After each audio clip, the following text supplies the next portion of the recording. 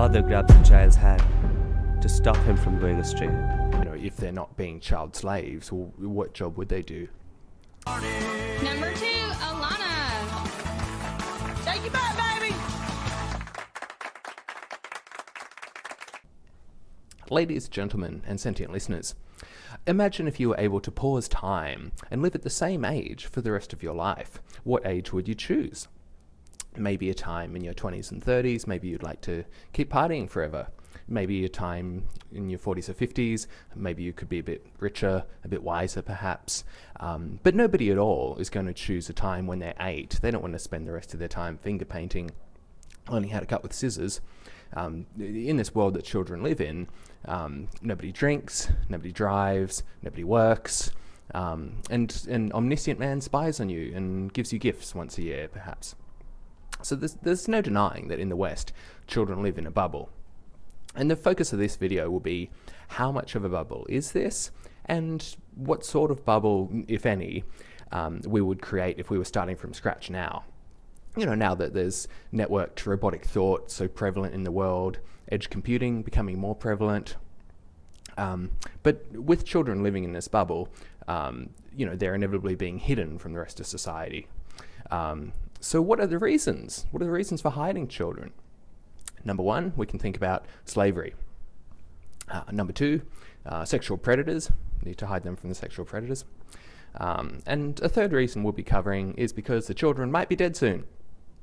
But that's a bit more nuanced than I just expressed. I should also mention, actually, as a disclaimer, I know some of these topics sound triggering, but don't worry, you have my word for it that the purpose of this video is not to drum up business for therapists. So, the first point for hiding children, slavery. Sure, child labour is often labour that's physically grueling, it's dangerous, and it's economically unappealing. But it's worth noting that when these situations arise, the situation for the surrounding adults isn't much better than what the children are going through. So is it that jobs for children are inherently bad, or is it just that we only care about these bad jobs when it's children doing them? Let's step back and look at some success stories of children as workers. First, we have Honey Boo Boo. And my daughter Alana is known as the Diva Beauty Queen. Watch this, I'm gonna get the tool paper now. Y'all ain't got me, I'm Alana, I'm 6, and I'm a beauty queen. I am ready to go. My special juice is gonna help me well. For Honey Boo Boo, at her peak, her show was raking in $50K every episode, bringing her personal wealth to around $500,000 as of 2020. Her older sister has a net worth in the millions, and Mama June even more. But Mama June has done some of her own shows as well. She's no longer associated with Honey Boo Boo, which is a bit sad, but anyway. Another success story, a child worker. Hi, I'm Judy Shepherd-Missett, the founder of Jazzercise. All the group exercise classes, you know, Zumba, Peloton, they can all trace their roots to Jazzercise. And, you know, before Jazzercise kicked off, she had her own dance studio when she was just 13 years old. So are these two just anomalies, or can children be reliable entertainers, or at least sources of entertainment? Look at all the children appearing in videos on Instagram, TikTok. They're at least as entertaining as cats, and perhaps as much as adults. When they do appear, though, it's often in a grey area of the law, specifically the Children's Online Privacy Protection Act, COPPA. It's an American law. And although, you know, this is just an American law, it applies to interactions between US companies and foreign children, and also what foreign companies do, how they interact with American children. So it's broadly overreaching. It attacks the sovereignty of foreigners, their experience suddenly being dictated by the moral standards of the United States. And something also worth noting is that this law was written in 1998, before the dot-com crash. Wikipedia, that only started in 2001, MySpace in 2003, YouTube 2006. So this was very much before children could really create their own online existence. To comply with this law, COPPA, parents have to give consent for this child to join, and then as well, parents have to have control over the child's account. Being able to delete it if they feel like it, being able to see everything the child's done. I mean, this is all in an act talking about privacy, and yet, they're imposing, you're not allowed to get privacy from that person, the person who might actually care, not, web service in California who barely knows who you are. Still, though, these laws have been internalized very much so in the US. There's a typical cognitive shortcut of if it's legal, then it's moral, and vice versa. In this TechCrunch article, for instance, they're talking about TikTok being fined. Thankfully, TikTok was eventually fined $5.7 million for violating COPPA. TikTok, Chinese company, allowing children to interact with, anyone else they feel like online. What's so morally bad about that? But it's against US law, so tisk tisk TikTok. But this grey area of the law where adults are allowed to interfere with what the child decides to do online. There's a broader pattern of this happening worldwide. I mean, let's take a look, for instance, of how this adult parents are allowed special privileges over the existence of their own children in India. A child below 14 will not be allowed to work in any industry except when it is a family enterprise. There's absolutely no thought. So it's very clear that you just want to avoid all kinds of accountability. और अपने पूरे देश में अगर हम लोग देखते हैं कि ज़्यादा से ज़्यादा जो वर्किंग बच्चे हैं वो एग्रीकल्चर सेक्टर्स में ज़्यादा से ज़्यादा काम कर रहे हैं. और दूसरा फैमिली इंटरप्राइजेस में उन्होंने लिखा है कि एनी बिजनेस. तो एनी बिजनेस का मतलब कुछ भी हो सकता है. मेरे ख्याल से मुझे ये भी डर है कि अगर कोई फैमिली उसके घर में अगर लिकर बेचने का बिजनेस है तो उसका फैमिली इंटरप्राइजेस हो जाएगा. The International Labour Organization estimated that in 2018 there were nearly 152 million children worldwide working as child labourers. And one of the ways that charities and related organisations are trying to address this is to visit the children and to tell them their rights. But this is really the job of governments. I mean, what does it mean for a government to give people rights if these people don't even know they have them? And what are the ways that governments would currently tell people about things? They might send them letters, or they might have TV advertising campaigns showing the same ad multiple times, inundating people and not knowing if they ever got the message or not, publishing ads in newspapers as well, just in case. Compare this, to Amazon, for instance. Amazon knows what you've bought before. It knows what you've seen, what you're going to buy next. They can even detect that you're pregnant before you know it yourself. This famous case was from Target. But anyway, failing to look after the children here, it's hinting at this deeper problem that governments are not embracing the best practices for understanding people. If states were digital first, then it wouldn't be like this. So moving on from child slavery and considering just child labour more generally, I guess there's this obvious question of, well, if they're not child slaves, what other jobs would they be doing? We've seen before that, they can be involved in entertainment. I mean, sure, it's not, not really an onerous job. They might not get paid for it, but, they drive traffic, they sell ads. YouTube does pay some people to make videos, to drive these ad sales, but limits anyone from 13 or younger from joining. So there's that. I guess also, if we can consider, what's a useful job for these children to do, do they have to earn a salary? I mean, many parents aren't earning a salary. It's become more socially acceptable to be, a house spouse over these past few decades. Who's to say that the child couldn't do that? The age of puberty is getting lower and lower. It's entirely possible that, when a child is meant to be in school because of their age, maybe they give birth to their own kid. And, I guess people would be up in arms. So, this child is missing out on their childhood. They need to be in school. Let children be children. But let's step back for a moment and consider how really useful school is necessarily. Let's go back to this case study in India. Automatically the child gets drawn out of school. हमारे education systems में हम बच्चों को sustain नहीं कर पा रहे हैं. उसका कारण है, एक तो सबसे इम्पोर्टेंट कारण है कि क्वालिटी ऑफ एजुकेशन नहीं है.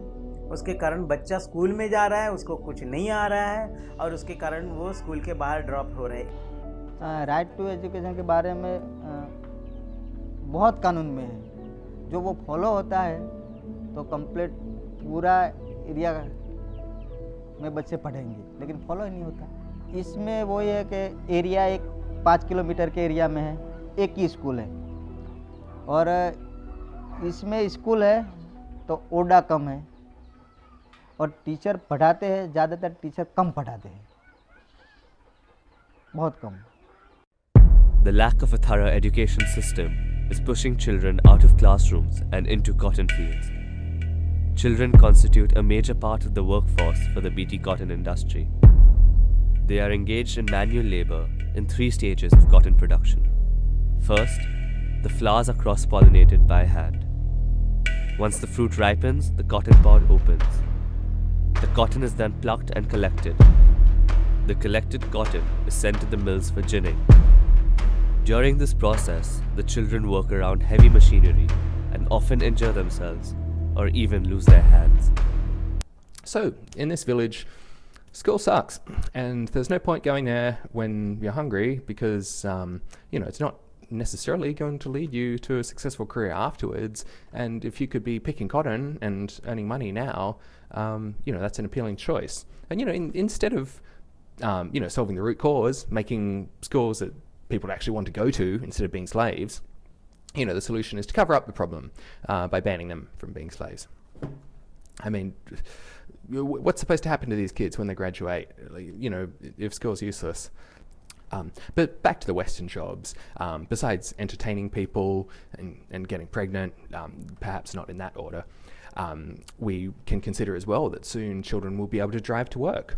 Instead of getting in this dedicated bus just for children, they can get a robot taxi to their office job. There would be roles for them in the office. I mean, you consider a receptionist, for instance.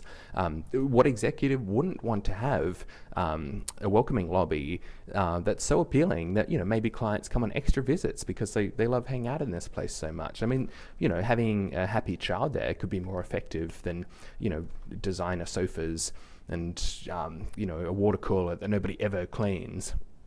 When we consider this idea of children making visits more enjoyable for clients, the deeper insight here is that there will arise some jobs where being human is a core requirement of the job. And so if we were to open up our economy and let children actually participate in it, then it would give the economy more scope to adjust to this sense of being human as a service, having that as a career path. And so, as more people, their outdated professions get replaced by robots, there'll be, more space in the economy for them to, undertake being human as a service.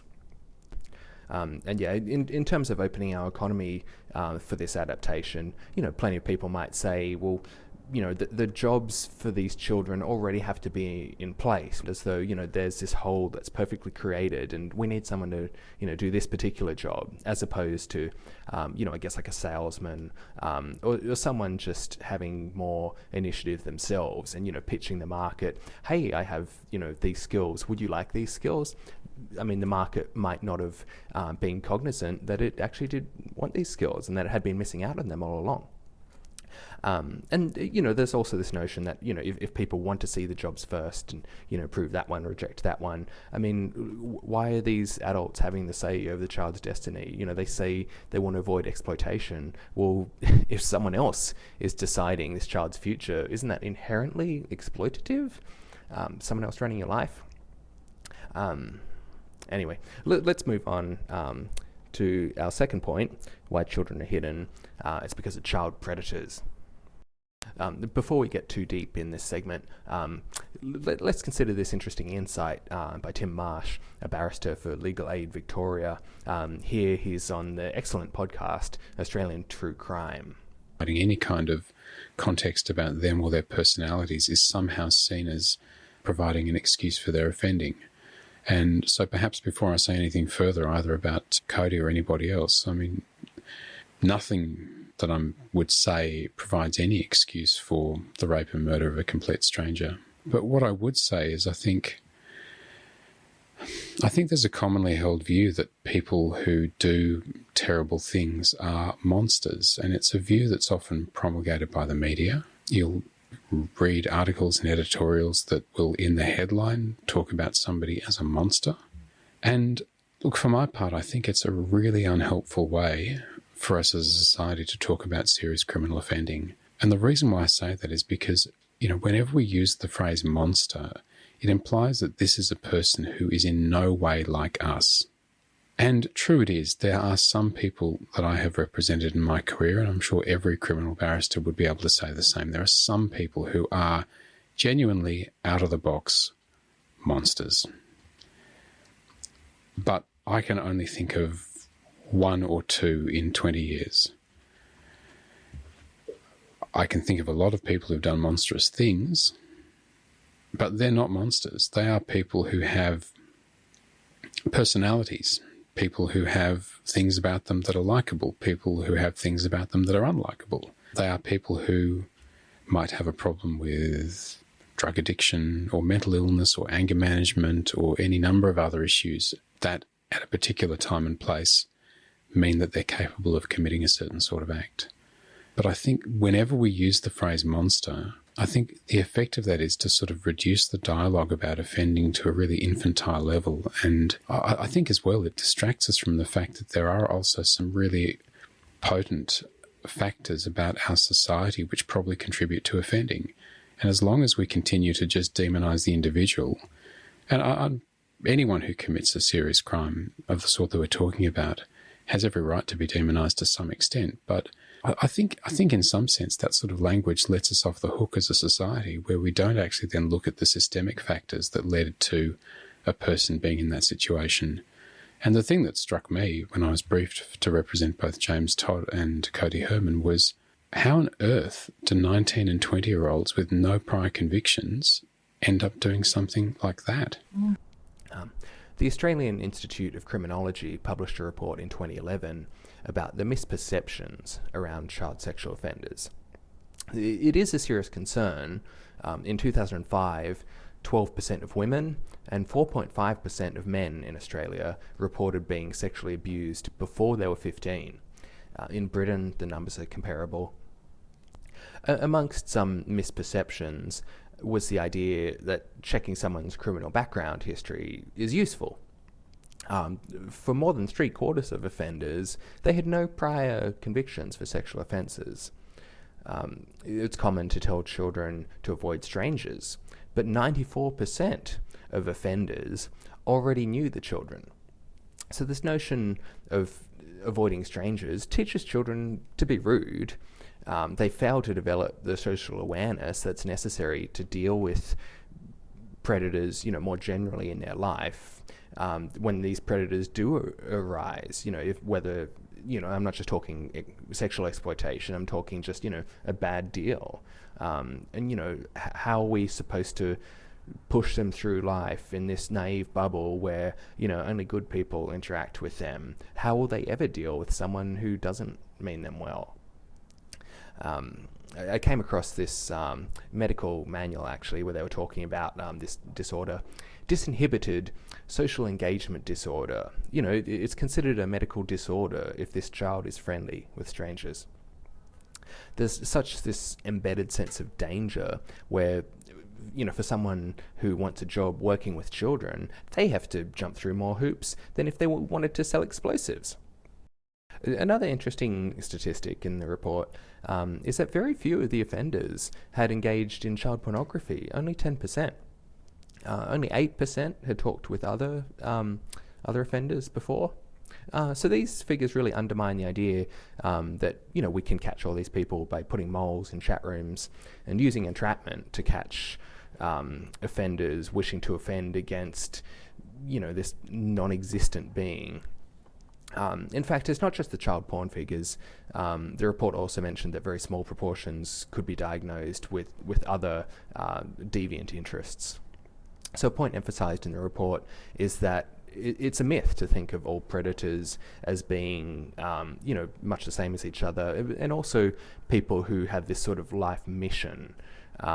It's perhaps something that only crosses their mind once they've already been given the opportunity. So perhaps the answer lies in more monitoring of people's behavior. If monitoring became a way to empower you and to enhance your existence in the world instead of just being this government spy tool, then people would want to wear these. We might have like health monitors where the children are wearing them, and they can interact with whoever the hell they want to, but we recommend to them that they only interact with people who have also joined nationalities of service and who are syncing their Fitbit continuously, so we can see where they are and everything, what they're feeling. But I guess not Fitbit specifically, because it's American and they ban children 13 and younger from joining. Anyway, having outlined a practical way of how the non-human party could put an end to child sexual predators, let's move on to our third point of why children are hidden from existence. Because they might be dead soon. And I did say that there was some more nuance to it. Let's start off by considering this interesting report. Car seats as contraception. So the argument is that car seats are bulky. You can only fit 2 of them in the back seat. And so, if you were going to have a third kid, you would have to get a new minivan or something, which is, makes having the child more onerous, non-negligibly. Anyway, they studied, it was in the US, these different laws in different states that evolved mainly from the 1980s onwards. They found that people were statistically less likely to have the third child. In 2017, for instance, it led to a permanent reduction of 8,000 births compared to, the children it saved in the crashes, which was 57 that were argued to have been saved thanks to these car seats. This massive disparity, 8,000 versus 57, if we add up all the unborn children going back to 1980, it adds up to 145,000 fewer births. Some people, there was a podcast about it as well that I was listening to, in that people are saying, does it, are those really comparable? The children in the cars versus, the unborn children, is our goal here, optimize the number of children being born? I don't see it as that. But what if we consider sterilization, for instance? I mean, is that a crime? The baby wasn't born anyway. The baby wasn't conceived. And here we are putting a stop to this birth. And I guess, intent is a bit different there, yes. But here, now that this report has been published, now that it's shown this is the effect that the car seats are having, now it's supposed to happen. I mean, the manufacturer's making the car seats. What do you expect them to say? In the podcast I was talking about, actually, Freakonomics, so these guys went to one of the facilities with the crash test dummies, and they wanted to see are these the baby car seats, are they any better than adult seat belts? I mean, we would presume they are. Car seat manufacturers were given a bonanza, since every parent forevermore would be legally required to buy their product. They were so shocked by the results that they thought there must have been a mistake. The raw data aren't everything, they're just a start, but it got me interested in looking further. He was focused on the universe of children 2 to 6 who had been in a car crash. Kids who weren't restrained at all definitely suffered the consequences. But car seats versus seatbelts? The comparison between children's car seats and children aged 2 to 6 who were wearing adult seatbelts, no matter how I sliced it, I never was able to find any benefit of the car seats in terms of preventing either death or serious injury. Although it is true that in a second paper I wrote with Joe Doyle from MIT, we did find that child car seats are about 25% better at preventing the least serious kinds of injuries in car crashes. I feel as well that part of the denial of the rights for these the car seat unborn children, I feel that some of the denial also comes from people's views around abortion. I mean, the common view from abortion proponents is that this baby didn't really exist yet anyway. It's a fetus, it's not a human. But compare that to instance in Iceland, 98% of babies are aborted if they have Down syndrome. And so there's clearly some connection here between do I abort, do I not abort? There's clearly a connection between that and what this eventual child is going to be like. So when you're saying like, oh, it's not a child, so like who cares, but like all the choices are around the future child. I don't want this future child, therefore these here's what I'm going to do about the pregnancy. But then as we progress to older, you see some children didn't even used to be named for a few weeks, until the christening or whatever, because of high rates of children dying in that period of their life. Then when we move on even older, there's a phenomenon in Australia and probably elsewhere too, where if there's a crime involving a child, as the perpetrator or the victim, then you're not allowed to name the child. And who knows what all the reasons for this are, but I think it taps a bit into victim blaming and stigmatization. I mean, you see in some cultures, for instance, if a woman is raped, even if the perpetrator's caught, even if they're put to justice, there's still, there's a bit of stigma associated with the woman. Like, that now they're sort of, I think I've heard the terms like unclean meat, or, things to that effect. Like, this woman is now contaminated. And, I would argue that there's some of that being applied to the children. Their innocence was sort of taken away and now they're a bit sort of tainted. But also because, children live in a bubble and, what happens in the child world versus what happens in the adult world. But anyway, I guess once we start considering people of that age range, we've finished the scope of children. So yeah, we've seen in this video how children don't fully exist, some of the motivations behind that, and how children exist even less than what society may have planned. A goal of the Non-Human Party is to identify and upsert into existence any intelligent agents that could benefit society.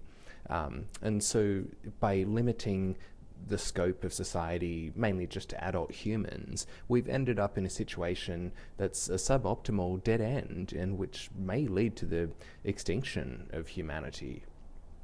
If you'd like to continue the existence of humans in a world where robots, plants, animals actually enjoy our company, then the Non-Human Party could do with your help in spreading the message. The first election we're targeting is the New South Wales election for 2023, but lots to do before then. So by all means, if you know anyone who might find these thoughts compelling or maybe even agreeable, then please share the message.